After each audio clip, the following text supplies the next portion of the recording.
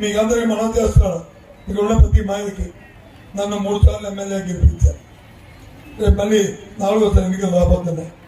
ఆలోచన చేయండి. ఒకసారి ఎంపీగా గెలిపించారు, 2 సార్లు ఝాన్సీని ఎంపీగా గెలిపించారు, మరి పెద్దబాబుని మొన్న ఎంపీగా గెలిపించారు.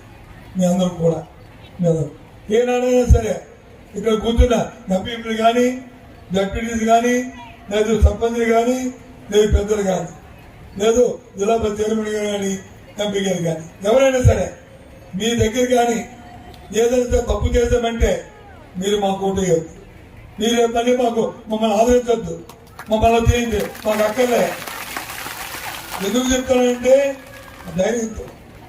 మా ధైర్యంతో ఆ కార్యక్రమాలు చేయలేదనే మేము నిజాయితీగా రాజకీయాలు చేశామనే ఒక ఆలోచన.